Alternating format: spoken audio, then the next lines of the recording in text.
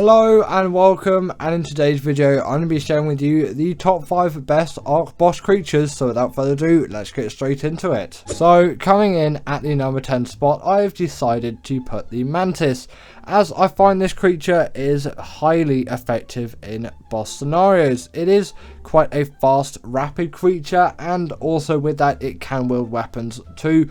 It is a really valuable one for defeating the Manticore on Scorched Earth. That's definitely where I would advise it the most out of all of these. And although the tame method can be a little bit obnoxious in cases, I find it is not too bad, and there are some creatures on this list which do have much harder tame methods than this creature. Again, you're going to want to choose those weapons wisely that you use. Swords and pikes are going to be your best bet. I would arguably go for pikes because the durability is higher. Maybe the damage isn't higher, but you can always get some ascendant ones on there. Do take into mind that the durability of the weapons does drop a lot faster when the Mantis is wielding them compared to if you were wielding them. So don't judge it based on that. Either way, that's all the precautions for this creature to use it in a given boss scenario.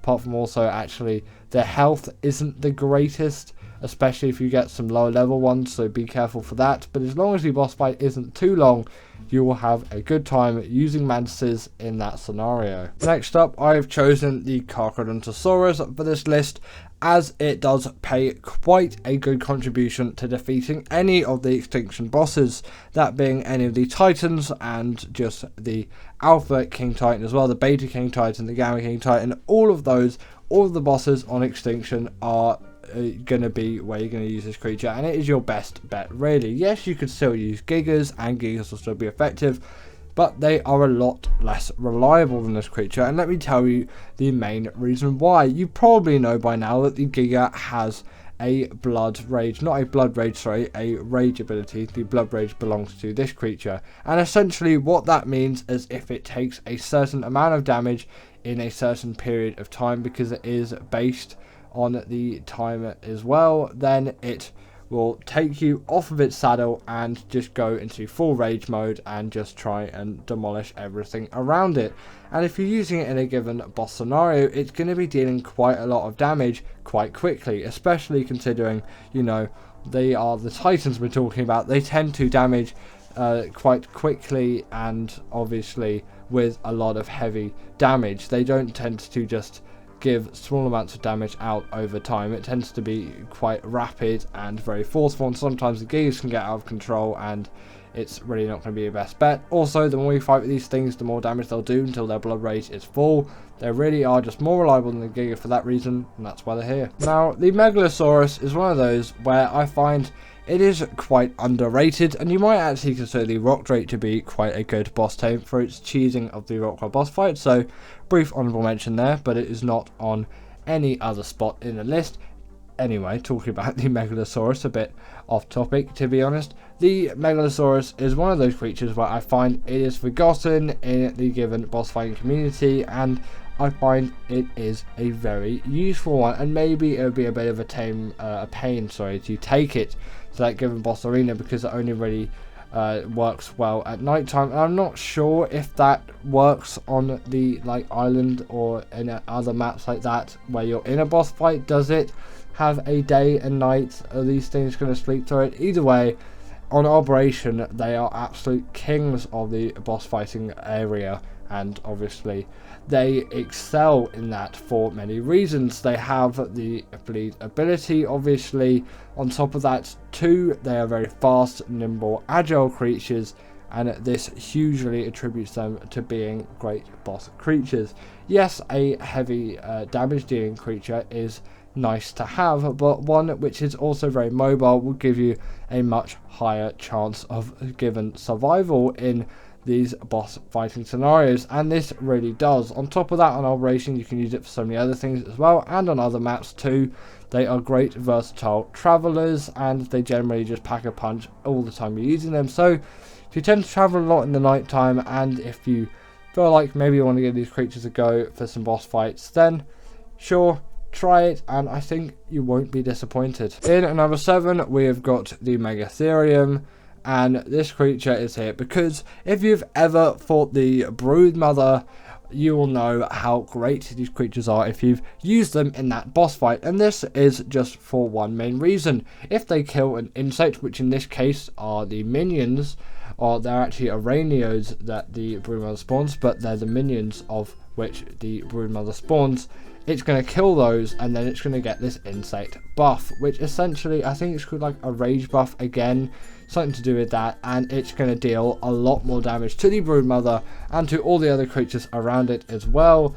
On top of that, as well is actually these things are going to take less damage too, which is even greater in a given boss scenario. And if you have a ute on top of it as well, I actually haven't included this in the list because this is just the fighters for boss battles, although I really should give it an honorable mention, as the ute is one of those creatures where it gets a gold star for being a great boss creature. But this is the top 10 boss fighters list. I probably didn't make that too obvious apart from in the title, where I think in the intro I actually just said boss tames, but you know, you can read, I'm relying on you for that. Either way, yeah, very good for the Broodmother boss fight, and the ute deserves a little honorable mention because it still can fight, and you know, you'll want one in a boss fight. Continuing on, we have got the Theory, and the reason why this creature is here is not just because its saddle is unlocked at level 69. Nice. It is because this is really a great boss creature for dealing with the dragon on the island, and obviously ASA is still kind of a new thing and a lot more people are playing on the island. Admittedly, Scorched Earth has moved a lot of players onto that, as honestly that is the best thing in my opinion ASA has to offer right now. But the Theory is that go-to for the dragon boss fight, and that is because it has an ability, the dragon not the Theory, where the dragon is going to shoot out loads of fire and it's going to deal tons of damage to carnivores. It actually is particularly offensive to those creatures, whereas the Theory does not fall into that category as it is not a carnivore, and it still packs a lot of punch in the damage department, has great health, great stamina, great mobility, and its weight isn't too bad as well. That doesn't really matter an awful lot in a boss fight as long as it still is enough to maybe carry a bit of food in it, and just, you know, so you can ride it possibly. Also, that actually does come to one thing. For food, you can't just chuck meat in this thing's inventory, although it can gather it, it does not eat it. And sweet vegetable cake is your best bet to healing these things quickly, but that is quite expensive, so that's the only real downside for using Theories in a boss fighting scenario. In number 5, we have got the Spinosaurus, and come on, when it comes to boss fights, this is another one of those underrated creatures, and I really do wish still that people use these creatures more for boss fights, because Rexes do seem to be all the rage, and although they are on this list later on, because I really do feel as if, you know, they deserve a place on the list as they have done a lot for people in boss fights, this could possibly be seen as a potentially better one. It's just considering the use of a Rex and the versatility that it offers, I'm having to put that creature higher on the list. It's just simply that has a point of higher status. But the Spino has a lot going for it as well. Admittedly, having a lower health stat though, it does boast even more damage than the Rex and a hell of a lot more mobility. On top of that, it is actually a pretty good underwater swimmer as well. Not obviously the best out there, but you could do the Moda with some Spinos if you wanted, and obviously if you're doing that on Gen 1 you'd be getting X Spinos anyway, so there is a boosted variant. They can also, when on land, get on their hind legs and deal even more damage. They can turn 360 on the spot, which a Rex can't do, which makes them invaluable for PvP potential. But you know, still, a boss fight's not PvP, but it can still be applied to any given combat scenario. It's just that is mainly used in PvP, and it's where the Rexes lack in PvP. It's why they don't actually get used all too much, because their mobility is frankly quite rubbish, and if the thing that they're attacking isn't exactly in front of them, then there's a tendency that they'll miss, and they tend to be quite easy to kill off that way. But yes, the Spinos are at number 5.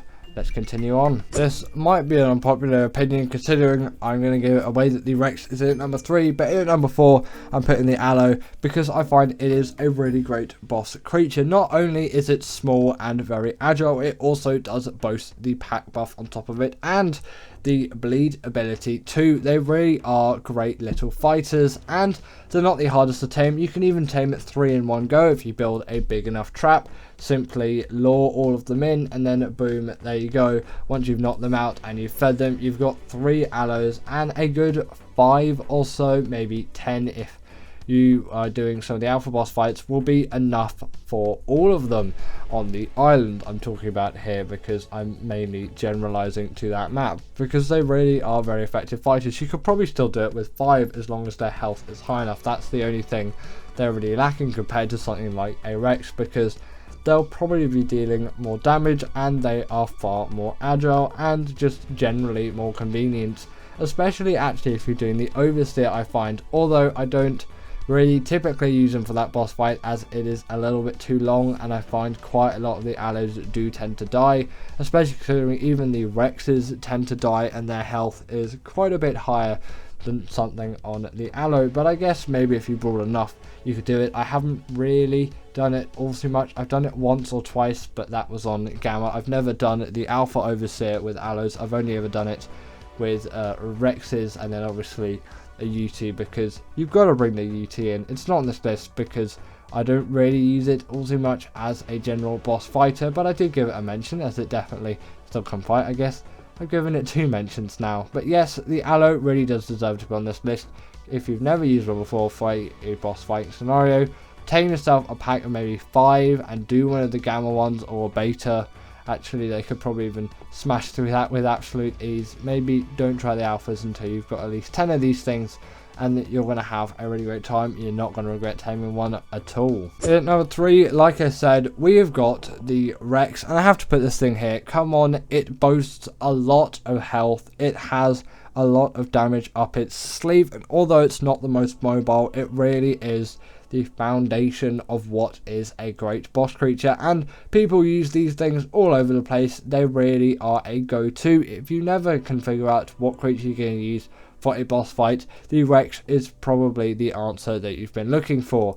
It really does make sense. It is a big carnivore that is going to just generally pack a lot of punch in the damage department and be quite defensive in the aspect of its health is quite good, and that is where it stands apart from a lot of the other carnivores, because its health is a lot higher, which makes it ideal for boss scenarios. Yes, you're going to want to deal loads of damage quickly, but you're also going to want to have enough health to withstand it, and again, that's where creatures like sometimes the Spino and the Aloe tend to fall a little bit behind, and some of the other creatures that I talked about much earlier on the list, which is why they're further back. The Rex is just the foundation of it all, and it deserves to be here. It is the OG. It deserves a respect that, you know, it actually doesn't tend to get quite as much nowadays, just considering how easy to tame people have them all over the place, but they really can do a lot,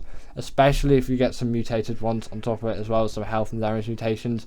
Don't underestimate these things in a given boss fighting scenario, because they will pack a punch and they're very much worth it. In number 2, we have got the Shadow Mane, and come on, when looking at this creature, you can probably tell why it is such a great boss tame.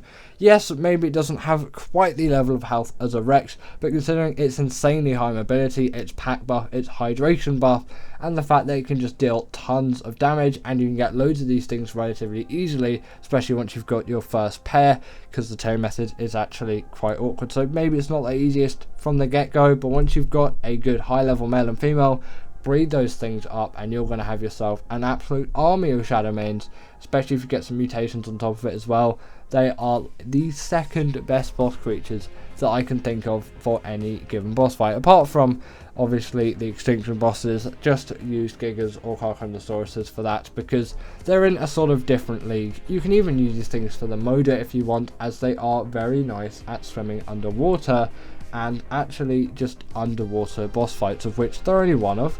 I've done all of the variants of the Moda, Gamma, Beta and Alpha with this thing, and it did actually work pretty well. If you haven't done that before, again, give that a try. At number 1, we have got the Deinonychus, and this always tops my list for the best boss creatures. Some people just say, well, they're really feeble in the health department, you can just kill them off really quickly. Obviously don't use these things for the extinction bosses, they will not last, but for everything else, also apart from the motor actually as well, they are the ideal because they deal bleed damage to bosses as they can grapple onto them and just tear them to absolute shreds. I find they are just so effective, so mobile, so useful. They also have the pack buff as well, like the Shadowbane, and yes, maybe it's only really as effective for one less boss than the Shadowman, so you'd be like, well, the Shadowman has to be better, but I find it is more effective for all those other bosses than the Shadowman, which is why I have to put it in at number 1. It is the king of boss fights for me. Yes, some people think differently. Some people like Aloes must be in the number 1 spot. Some people like Rexes must be in the number 1 spot. Some people would say Shadowman should be in the number 1 spot, or Gigas or Carcadosauruses for the extinction boss fights, and they're just their sheer power. But the Shadowman, the Deinonychus always deserves to be in the number 1 spot for me, and I'm pretty sure my opinion will never change unless like the Deinonychus 2.0 comes out and it absolutely changes my perception of what the Deinonychus is, and I'm like, well, this new creature is just miles and miles better. But I still have not found that. Ever since Valguera was released, I've been using these things for my boss fights and pretty much nothing else. End of. The top 10 at best Ark resource gatherers. So in at number 10 we have got the Atratina. If you didn't know, this is a really great passive way to get yourself cementing paste, sort of like how the Basilosaurus is a way of getting passive oil quite easily. And I do find, yes, you know, that could be an honorable mention for this list, although I have not got it included here. I just find this isn't the hardest thing to tame, just some sweet vegetable cake will get it done, and the fact that you can get loads of cementing paste through this is really useful, especially if you're on a server, because I'll be running all the time you're offline. Really amazing thing. So is the dung beetles as well, actually. So the Shadowmane is something or just some creature that you may not consider to be a great resource gatherer, but in my opinion it really can do quite a bit in terms of hide and meat gathering. It is a very nice carnivore to use, extremely mobile, you can get around with ease, and it's actually quite a good creature for gathering some fish meat as well. It can be very easily done as it is a tremendous swimmer, and you do find that with a lot of carnivores.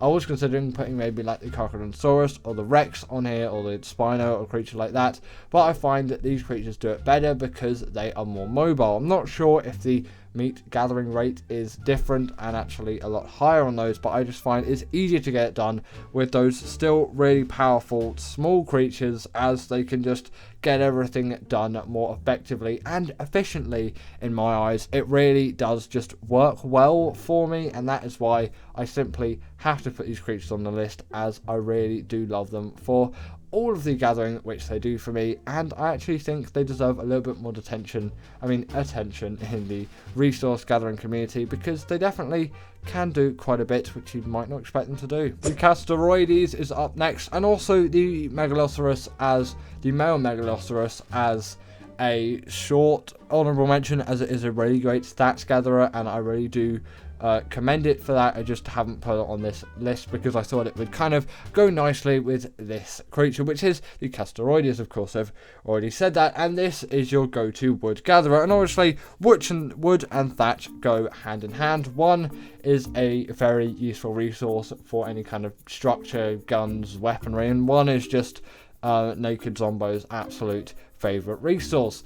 And with the Castoroides being so good at getting wood, they really do deserve to be on the list. Yes, obviously, I think it's like the chainsaw. I think it's called that, at least in the game. My mind is failing me at this time of day, or night, I should really say. But yes, that is a very good way of getting wood. But the Castoroides is also a splendid way too. It is relatively quick and agile and get around too. And actually, in the early game, it can be a reasonably good way to get silica pearls, as they're not the worst swimmers out there, and they can get away for some dangers. And on top of that, actually, they can pack some bite and punch as well. Definitely don't underestimate them in the damage department, although maybe you originally would. At number 7, we have got the Stegosaurus, and it's just one of those creatures where you do have to respect it for its berry gathering. It is one of those creatures where it's like, it does its job effectively. You can say the Bronto is a very good suggestion as well, but the Stegosaurus, the OG, the Trike and the Parasaur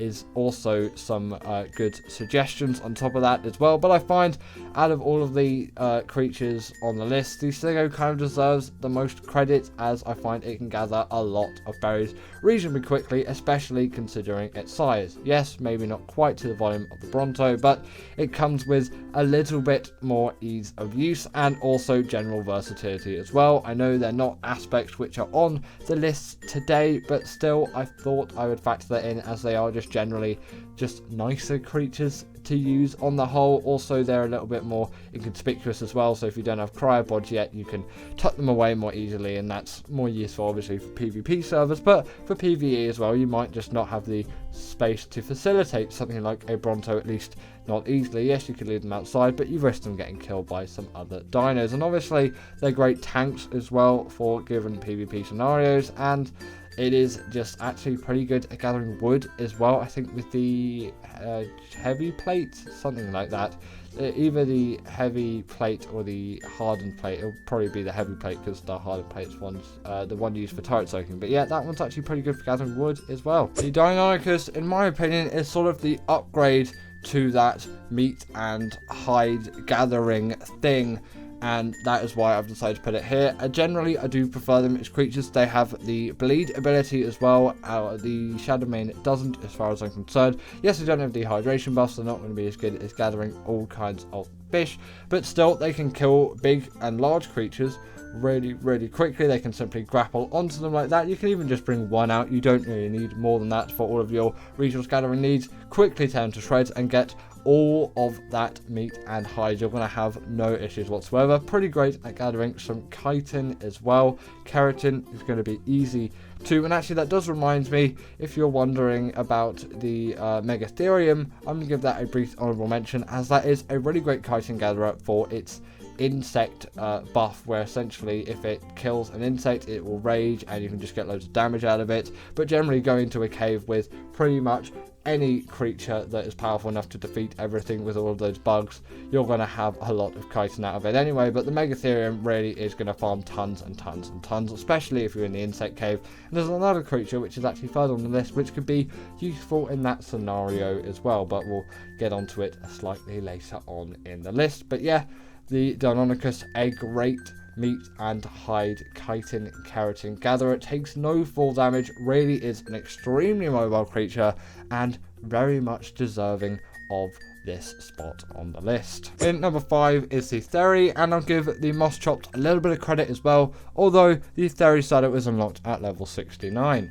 Either way, this creature is, in my opinion, the best fiber gatherer out there, whereas the Moss Chops is also a really great one, and really great for organic polymer as well, and I do really attribute it for that. And it is a great gathering tame. It's just, you know, there are so many creatures to really get through, and these are the ones that I've thought of first and resonate most with me. But if you do feel as if I've missed any creatures, I probably have acknowledged them in some way, or maybe at least tried to in this video, and even if I've completely missed them blatantly, I'm sure I'll still care. And leave a comment down below with what your favourite gatherer is, or gatherers which you think that I may have missed, as I always do want to know what maybe I can add to these videos into the future to maybe just make them better and in some ways more personalized to you as well, while still keeping the opinions valid to me as well. Yes, I know there's a lot of PvP players that watch my content, but do just take into mind that I'm a very PvE centered channel, so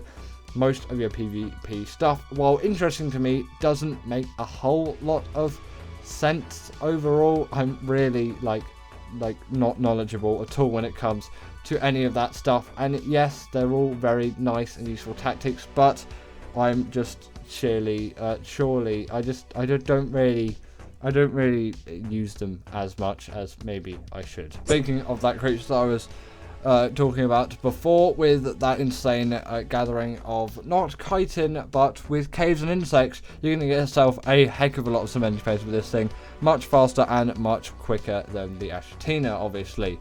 And also, sorry about that part ramble on about the Theri there when I talked about other stuff. I went a bit off topic. I'll promise not to do that later on, and also just throughout the rest of this video.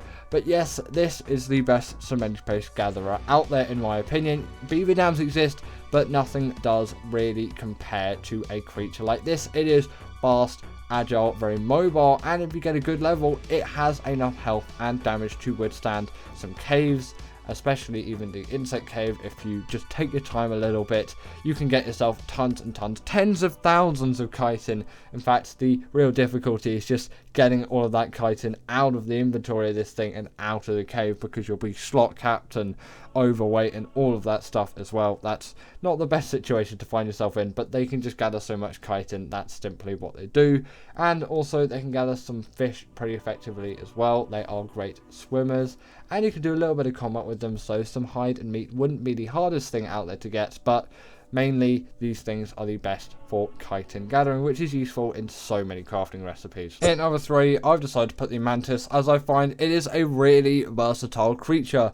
Yes, maybe you don't think of it as a really great gatherer for all of or just specific resources, but the thing is, this thing can gather just so many things, anything that you can physically gather with a given melee weapon, that being meat, hide, chitin, keratin, wood, thatch, stone, flint, metal, obsidian, crystal, rare mushrooms, rare flowers, fiber, and all of that stuff you can gather with this creature with absolute ease. You just simply need to equip that weapon, and you can get quite a lot of it pretty quickly. The only difficulty is sometimes the mantis can be a little bit of a pain to tame, and especially if you aggro it in some cases, it's not the easiest or most friendliest thing to come to, but once you've got one, especially if you've got a high level one, you're really going to enjoy these things and their versatility in resource gathering, which is why I think they really do deserve this spot on the list. Again, I named just so many resources, and there are even more as well that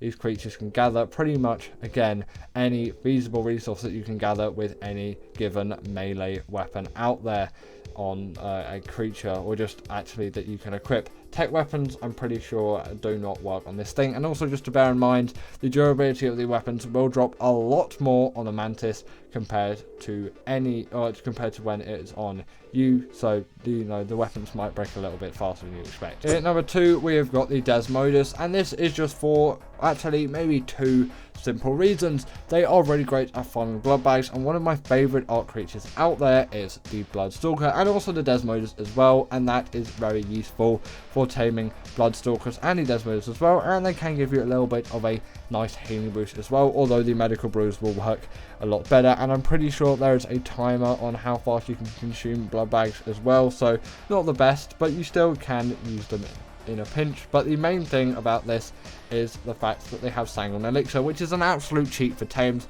The fact that you can craft it with the resources that it gathers, obviously being blood bags, it's also great meat and hide gatherer, chitin, keratin, all the things that you can gather for animals, it's going to do perfectly as well. But that Sanguine Elixir, 30% of that tame is done with a click of a button.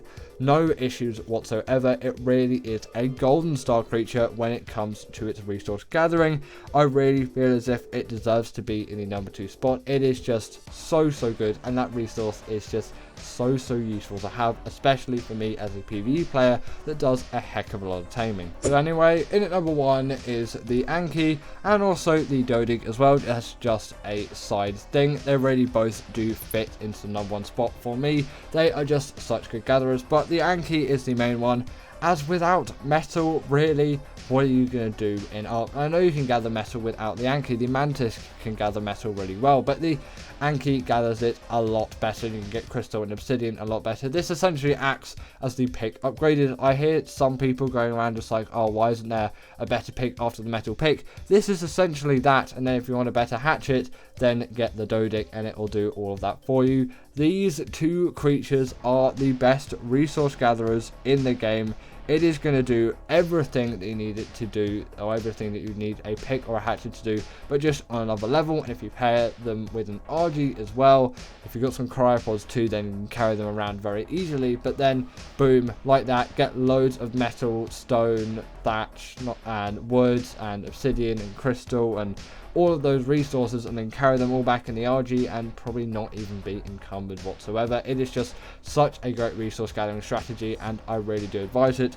No mining drill or whatever is going to compare to the sheer amount of gathering that you can get out of a creature like this. The top 10 best early Ark tames. In at number 10, I've decided to put the Rex, as I find this is generally a very admirable creature to have in any given scenario, and it's been in the game for just such a long while. It's been in the game since it's been released, so it's almost been in the game for 9 years now. It's a lot of games in one sentence, isn't it? But either way, this is the creature which would get you through all your bosses. This is the creature that you would look up to because you're like, come on, we'd have to get yourself a Rex, because the Rex is, or at least one of the gold creatures that you'd be going for in the early stages of Ark, and it really still does stand up to that to some regards today, although it has lost a little bit of its popularity with ease of taming and other creatures coming out, which you might just say are simply better. But there were some other good options at the time. Obviously things like UTs and all of that didn't exist at all back then, and you know, that's a 2017 creature, which is far too late for this list. I'm pretty sure all the creatures on this list are 2015, but there might be a few that maybe just peek into the 2016 era. Next up, we have got the Quets. As I found when this dropped, still in 2015, at least when I checked the dates the last time, it was still 2015, and it really does hold up as being a really great Ark tame, and it did kind of shake the scales a little bit when it released. Nothing really like it had been released before, and that's why it really stands so well as a creature. Like, look at this thing. It is a flying animal in which that you can put a platform saddle on the back of it. You could build your own base on the back of this thing. That was just so mind-blowing at the time, and it really deserves a place on this list for that for me. But due to it just being a little bit later on, and then also a nerf quite soon after, I do have to demote it quite a lot.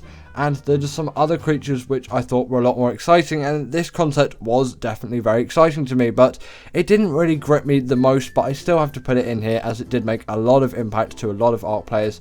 But I rarely used this thing at the time, and I rarely use this thing now, and I rarely have. I'm sure we all know the Dimorphodon. This actually made a massive impact on me when this was first released into the game. I was like, wait, what? This tiny thing, and it can just do so much damage and attack creatures. And I used this all the time. I would have like a whole big massive pack of Deinonychus behind me, and then boom, like that, they would all go in on those creatures. And yes, I definitely lost a few in my time, but I really did enjoy using these creatures. A very nice, neat addition, and still a 2015 Ark tame. In at number 7, we have got the Ichthyosaurus, and this really did captivate me as someone who enjoyed the Ark Ocean at the time, and I maybe know that's not the best thing, especially for a beginner, to look out to, because, you know, the Ark Ocean is a very hostile place, but back then there really wasn't all too much in it and to it, and you didn't get, obviously, those birds, I can't remember the name of them now, that would steal all your stuff. Not sure when the jellyfish and electric eels were added, but you did have like plesiosaurs, mosasaurs, megalodons, and obviously the Ichthyosaurus when it was added. At least I'm pretty sure it wasn't around once the game was released, but still a 2015 creature nonetheless, I'm sure of. This was the first creature, as long as I'm right, to include the passive tame, and that added a lot to the sense of the game, and it was a really cool ability, and I still remember it to this day. The passive taming ability, or not really ability but method, was a nice thing to have, and it really felt like the game was evolving, pun intended, because obviously the title was evolved in it, and it was a nice step in the right direction for us, and we really enjoyed this creature. And I say we because everyone that I know when this came out was really excited about this creature. It was a fast, agile underwater mount that could be tamed really easily, and it offered a lot of support with underwater exploration. Very good early tame. Speaking of the Megalodon, I've decided to put on this list as well, as I really did love this creature. This was the first underwater mount I ever tamed. Named it Bruce, obviously, because you've got to name it Bruce. The shark in Jaws was called Bruce, so you've got to name all your sharks Bruce. At least that's the way that I look at it. What's your name for your Megalodons, actually? Because I want to know. Comment that down below in the description, or in the comments, actually. You can't comment in the description. Don't know why I said that, but yeah, comment that down below. would you name your Megalodons, or do you have any funny or interesting names for any of your creatures?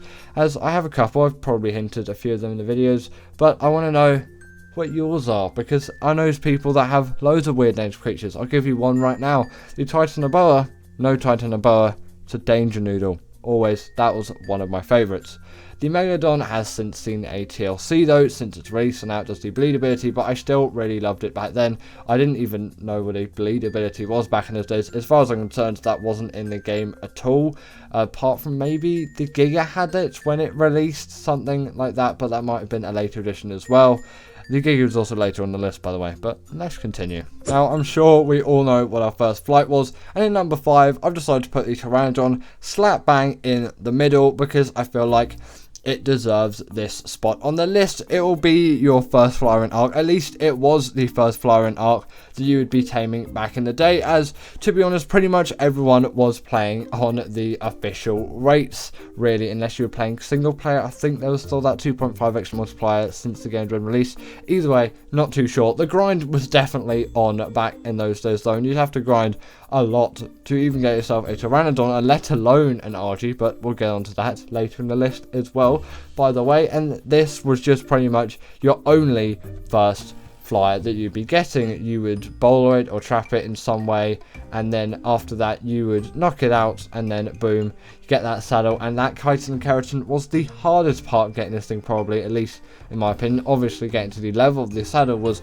just a tremendous exercise to get to at the time, as well as getting to like 35 or 40 I think it was, because they grouped levels and 5s and 10s really in those stages of the game. Like you get loads of stuff at level 25, and then you get loads of stuff at level 30. Kind of glad they changed it, because you get stuff at all different levels, and obviously it's a lot more organized now. Did you prefer the old system? Do you prefer the new system?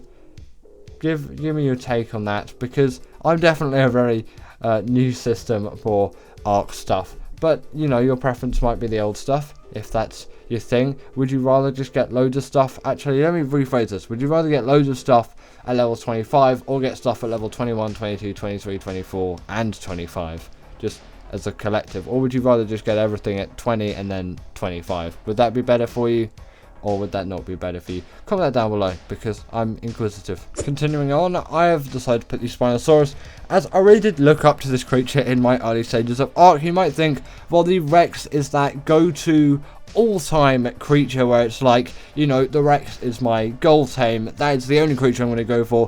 Why possibly would I go for anything else?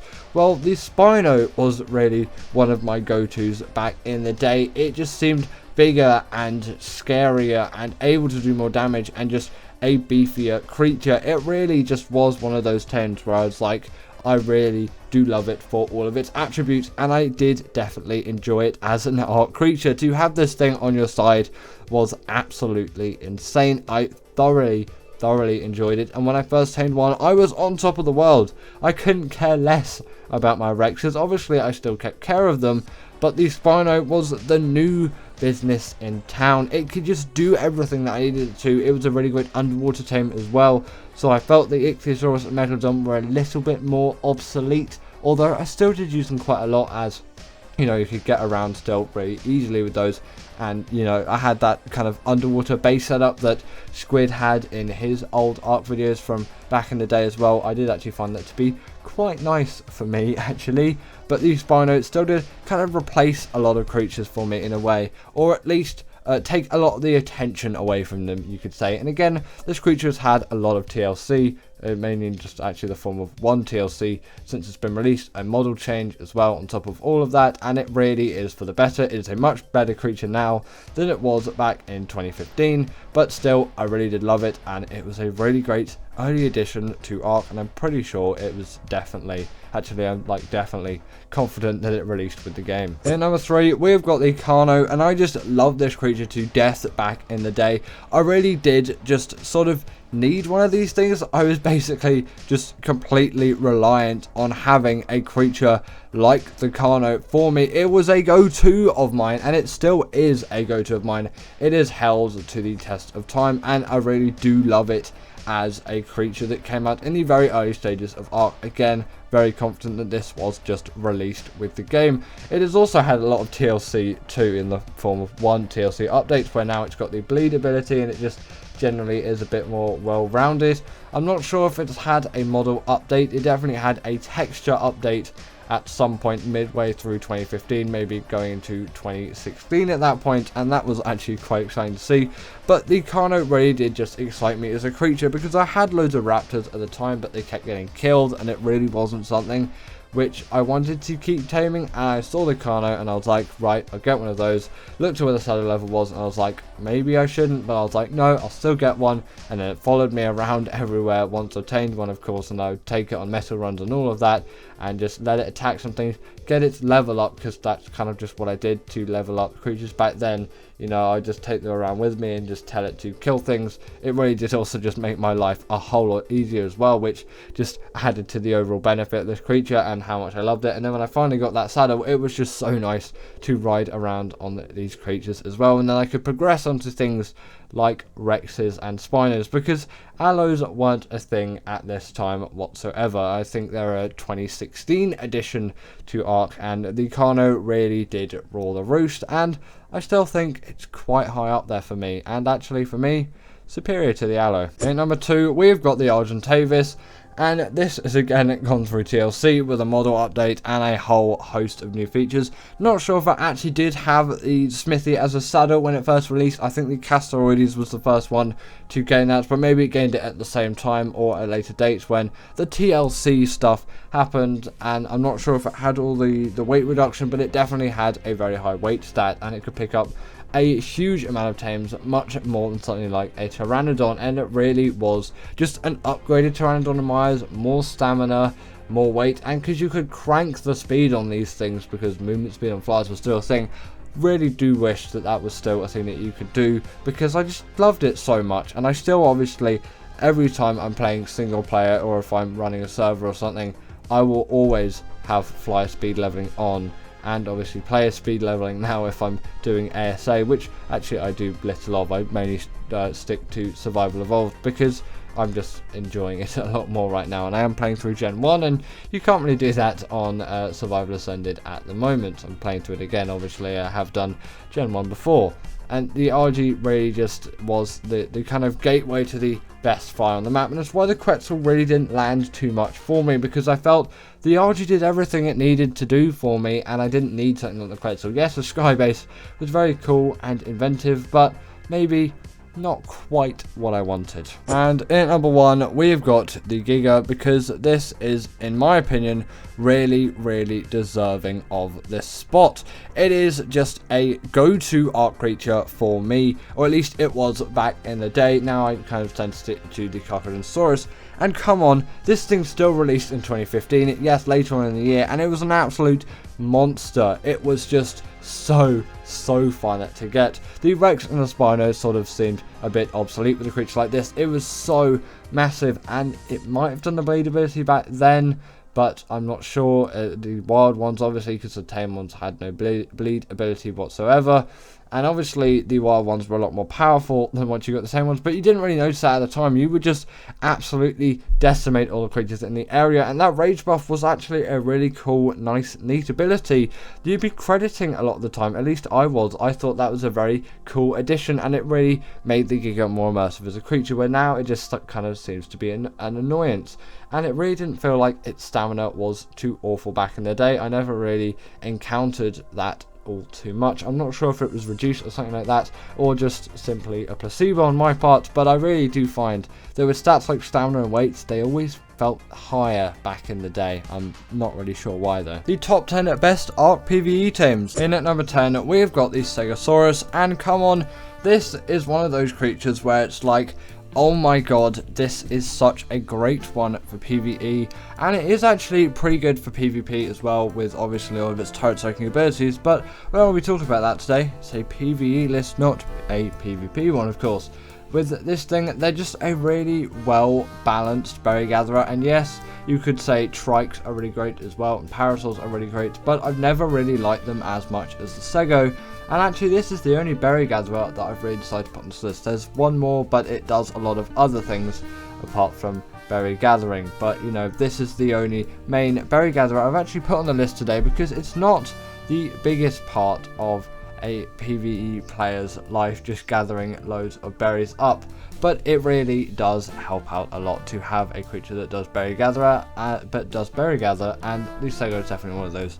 The Theory, I will also give a brief honourable mention here as well, as I think it deserves to be on the same spot as the Stego. The two gatherers you're going to want for like plant-based things are the Theory and the Stego. Yes, you can use the moss chops for organic poly and all of that, but the Theory is great at gathering fiber, like the moss chops as well, so you could give that a brief honourable mention, but I personally don't really like it as much as the Theory, and the Theory is very useful for the dragon boss fight on top of that too. So the Stego and the Theory are going to be the two creatures that are in at the number 10 spot today. Next up, we have got the UT, and I just really like this as a general creature for my PvE playing, not just obviously for the use in boss fights, which, you know, it is commonly what it is used for, and that's pretty much what everyone does use it for its courage roar in boss fights. And you'll bring a Daedon along as well, although that's not going to be on the list because I don't really think they are as important as the UT. The UT has a lot of advantage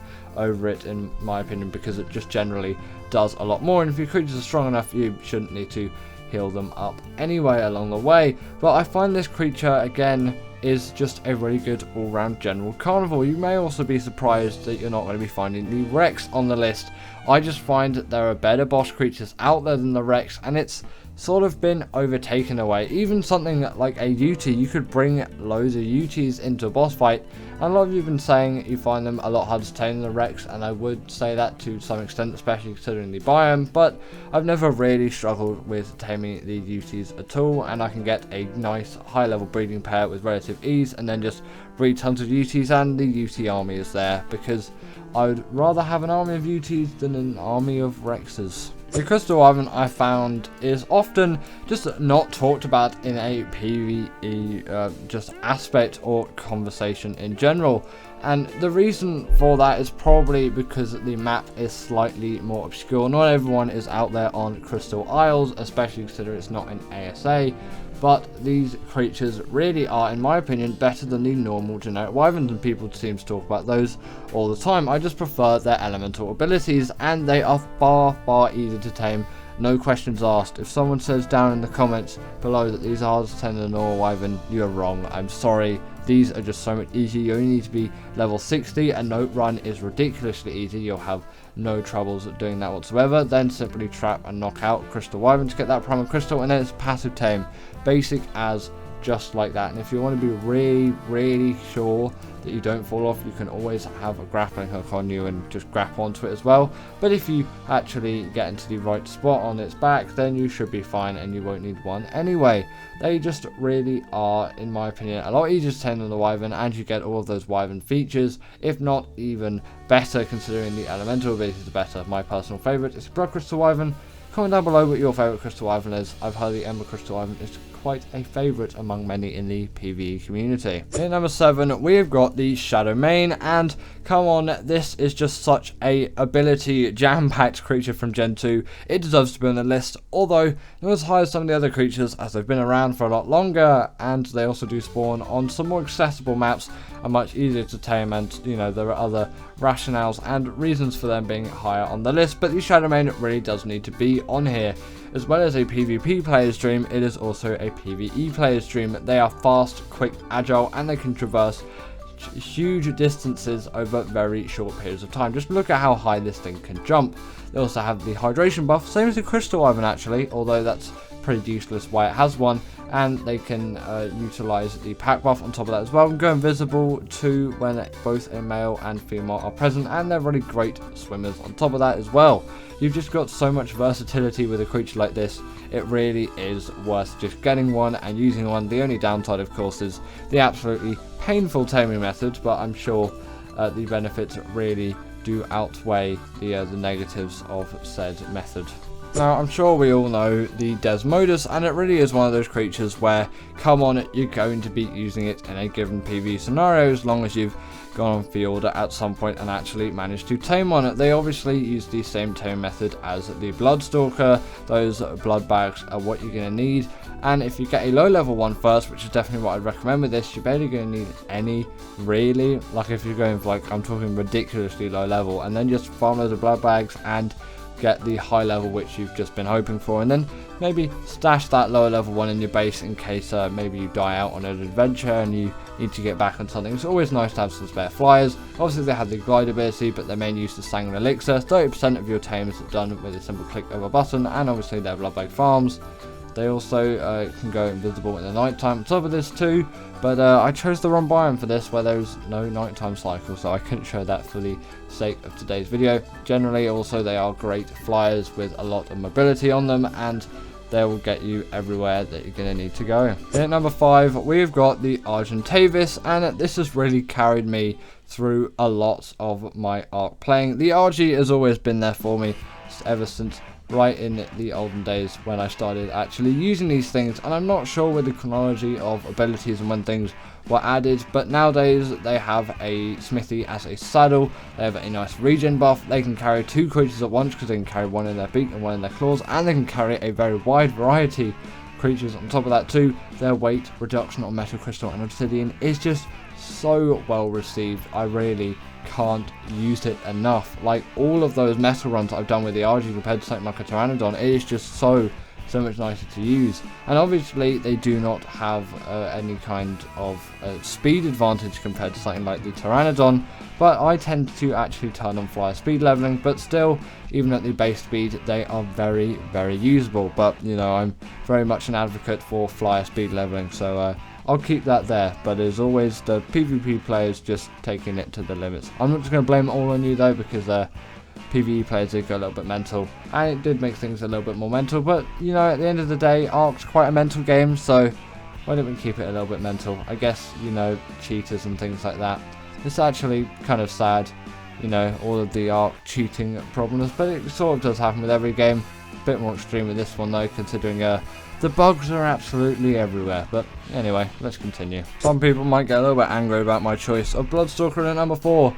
I simply love this thing for underwater travel, and traveling is a big part of my PvE playing. So from my preference of PvE playing, this is a very useful creature for me, and I sort of need one nowadays. Like, I'm just like, if I'm gonna go anywhere in the water or do any of those underwater caves, even if I'm on the island, I'm hopping straight over to Gen 1, getting a Bloodstalker and coming back with one before even stepping foot in the oceans to do those caves, or just generally traversing the oceans to go to underwater caves and things. I know Megalodons exist and I could do it with a Basilo quite easily, but sorry, I just love the Bloodstalker for underwater travel too much. It is so fast, it is so agile. You can see all the aggros of the creatures. It can also skate along the top of the water too, and that is just something which you really do miss if you're on some other creatures that are obviously underwater based ones. And I can't not have it at this point.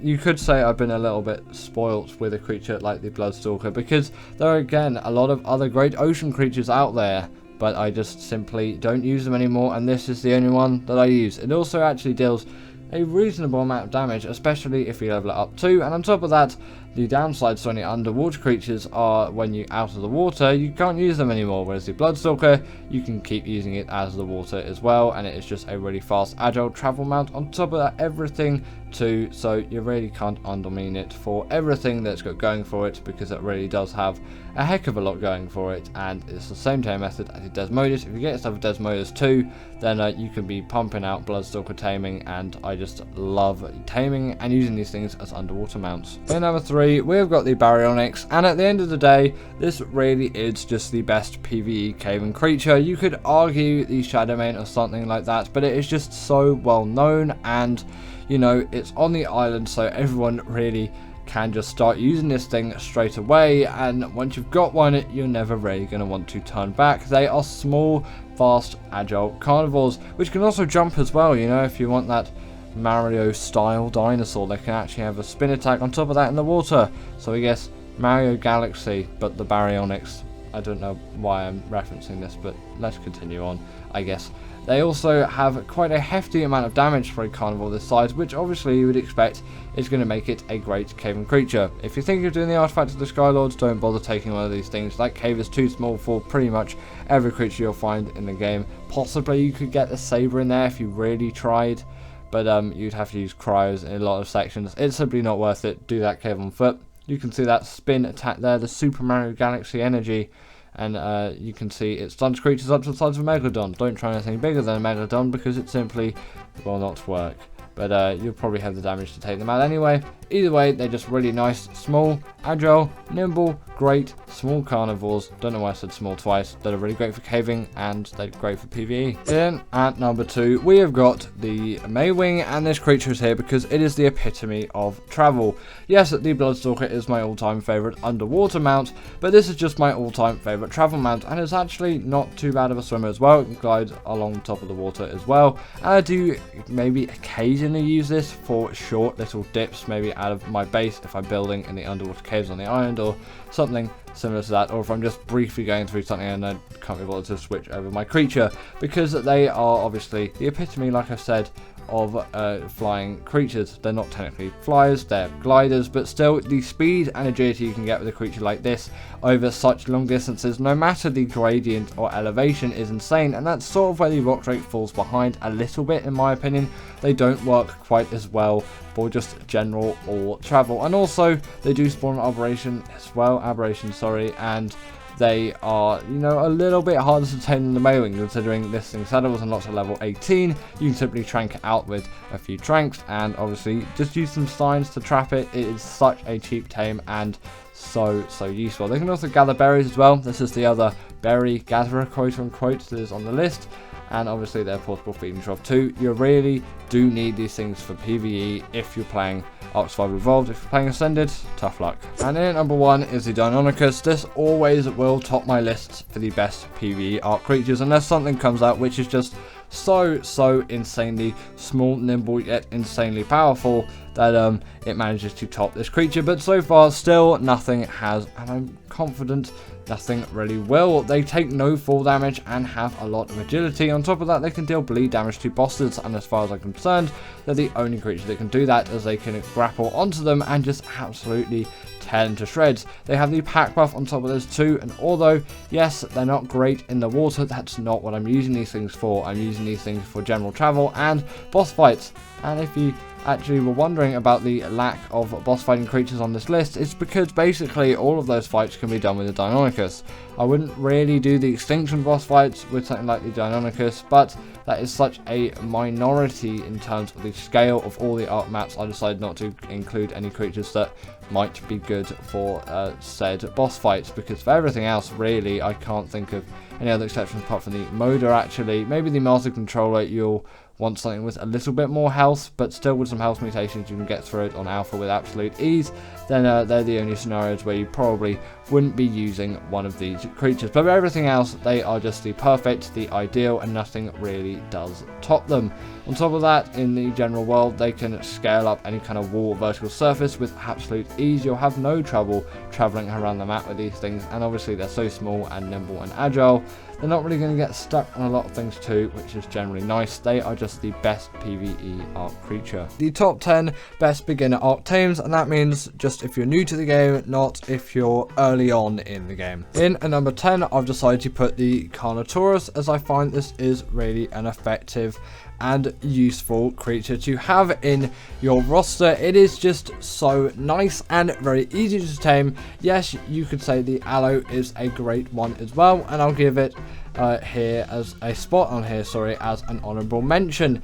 But I find the Carno is just the better creature for me, but I'll let you decide that for yourself. What is the better creature for you in terms of ease of taming and just the overall size of the creature and mobility and damage and health, and all of those factors really do play in. And for me, the Carno is always the creature which I'll go for. Feel free to disagree in the comments down below.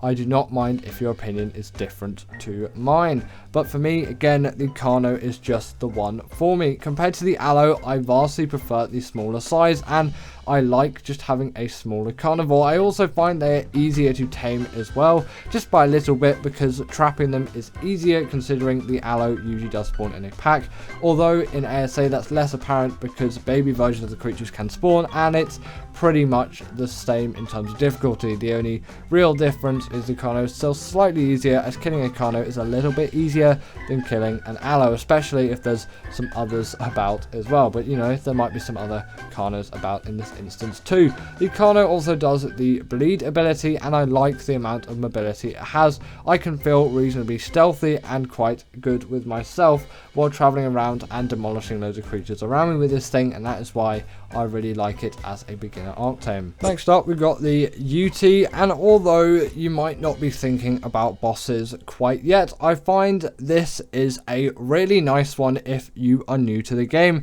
as yes, maybe a Rex is something which you go for, and a Rex is something which you definitely can, but I find the UT in most places is generally just a better carnivore to use around the map. The Spino is a great option as well, but I find the UT is the easiest option to tame out of those three, and you still got that courage roar and the fear roar, tons of mobility and a lot of damage dealing. They are just really great carnivores to run around the map with and use all across Ark. They are very sufficient for all of your big carnivore needs. Their stamina is good, their health is good, their weight is good, their damage is good, and obviously they've got those abilities as well.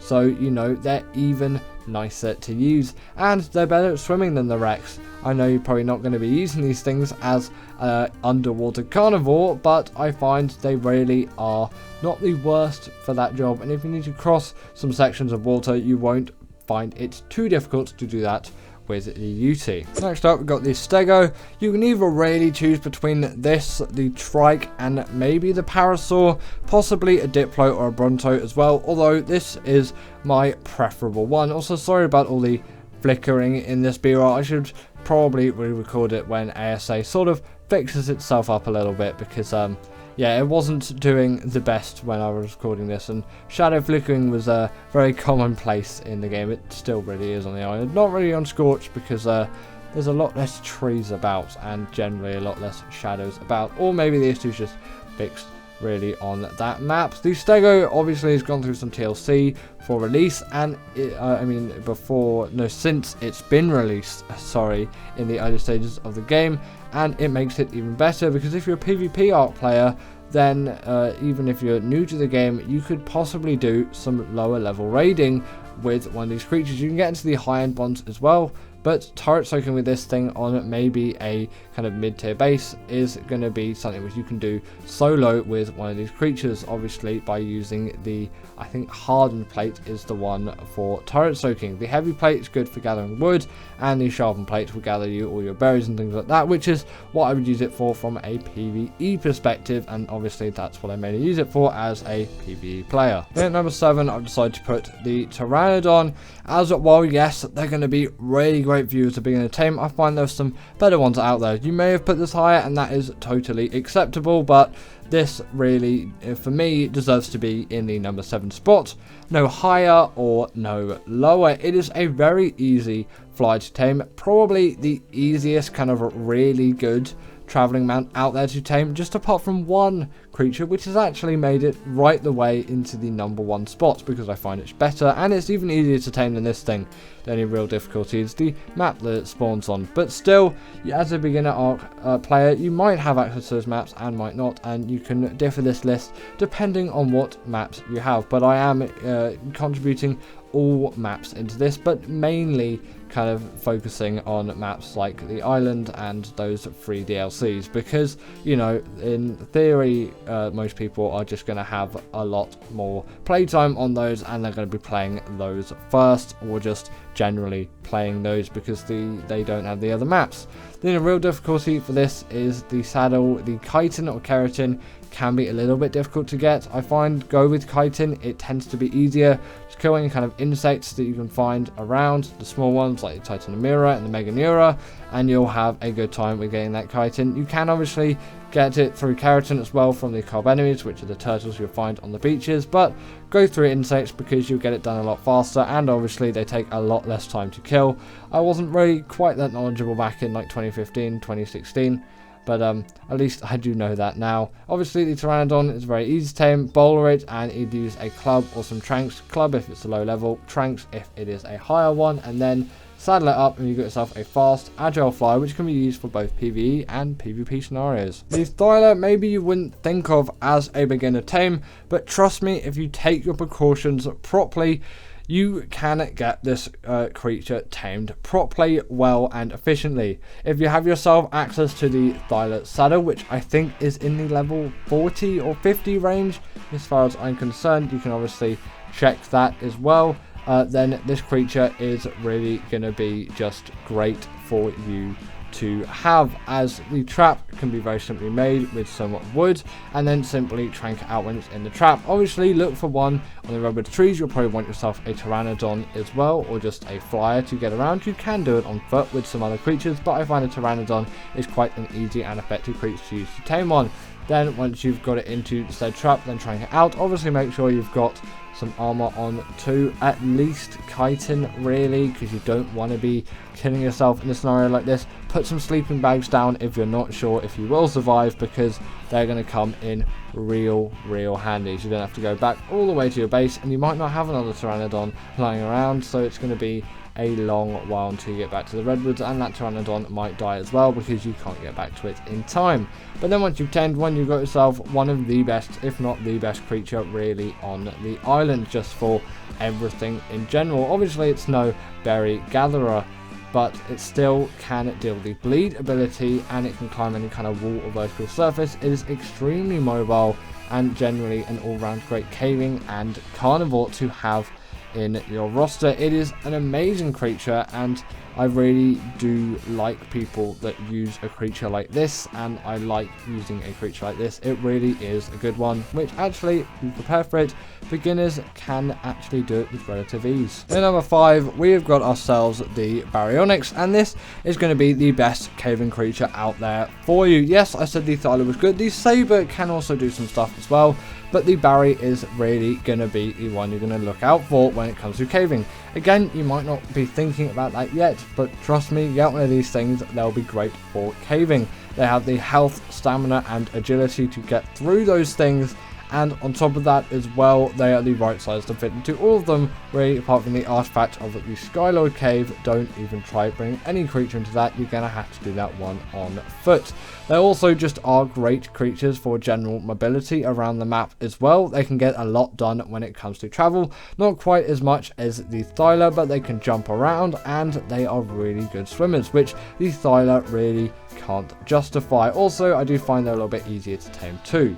Their special ability while underwater is the fact that they can do a spin attack, stunning creatures up to the size of a Megalodon, and that makes them really good for the underwater caves as well, which again, you may not be thinking about. Don't know why I said it twice, but either way, yeah, you might not be thinking about that yet, but trust me, that time will come at some point, and it's just better to prepare first, and you can still use these things for a great traveling mount and combat creature. Next up, I've decided to put the Crystal Wyverns on the list, and yes, the Wyvern does deserve some attention and a lot of respect, but if you do have Crystal Isles, which is a free DLC, obviously Raasclark is as well, so you can have access to the Wyverns for free, then hop on Crystal Isles and get yourself some Crystal Wyverns. You do need to be level 60, so get yourself a note run done. If you don't know how to do that, look up, there'll be some simple tutorials online for note runs that you can do on Crystal Isles. Trust me, it will be easy, you'll have no issues doing that whatsoever. Then get yourself some trank arrows and probably a sufficient trap to trap one of these wyverns. Then obviously you're going to knock it out and get that primal crystal. Then find a crystal wyvern, which you'll find to be the most desirable for you. For my preference, it is blood crystal wyverns, but you might like the emerald crystal wyverns or the tropical crystal wyverns more. Just pick whichever one is most appealing to you.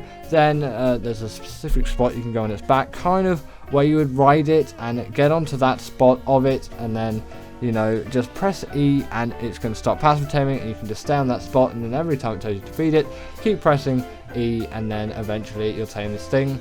Make sure you have enough primal crystal though, because that can be a little bit of a difficulty. Always use the app Dodo Dex if you're unsure of what you're going to need for taming. It's not going to be the most accurate thing in the world, but it will give you quite a good assumption for what you can expect. So overestimate that a little bit and then you should be fine. But yes, they're the wyverns, but just so much easier to tame, and I find that elemental abilities are even better, and they're not really difficult to tame. In number 3, I've decided to put the Deinonychus. Again, you might not think of this as a tame that you can get quite early on as a beginner, but still, these things are really easy. Go onto Valguero if you haven't already and get some of these things spawn in the Chalk Cliffs biome. I'm not actually sure what spawn point it is, but you know, it's the biome that looks like this. I'm pretty sure it's quite central. It's sort of near the big lake that's in the middle of the map. Then you're going to want to find yourself some Deinonychus nests. Kind of make sure you have a grappling hook, or actually you can just kamikaze, go in and then try and run out, and then wherever you die, then just pick up your body from there and get out and go to your base. Then just put some torches around this egg and raise this thing, and then obviously have sufficient meat at the time to bring this thing up. They really aren't very difficult. You don't have to worry about imprint and all of that yet. They're not going to be used for boss fighting when you're first getting them. Once you've got that saddle though, you can really use these things as great carnivores to travel around the map with, and once you've got a nice breeding pair, you don't have to worry about taming them this way anymore. And then obviously you can worry about imprints and all of that when you start getting these creatures ready for doing your boss fights, as they'll have a better chance if obviously they've been fully imprinted, and it's just going to help their stats all round. They also take no fall damage, which is just great for their traveling, and like the Thyra, they can scale any kind of wall or vertical surface. They really are good tames for traveling, and I love them for this use. And considering how easy they are to tame, for all you beginners out there, really go on Valguero and tame one of these things, because you will definitely not regret it. And you can always just transfer it onto whatever map maybe you're trying on a little bit more, because Valguero might not be your main map at your time. In number 2, I've decided to put the Argentavis, as I find this is just generally a really great creature all round. It has a variety of abilities, and generally it is one which you can find abundantly across the island's mountains, and it is just going to be a go-to. You may not consider it as a beginner tame again for the saddle level, which I think is 61, something around that, but trust me, with note runners you can get there pretty quickly, and you can still be a beginner to the game and get into the level 60s. Then once you've got one, which can be done with a very simple trap, I advise you to trap, and then you lure it in, and then you obviously close the trap off. Trank this thing out, you can just use a crossbow. You don't really need to worry about the long necks for even things like that.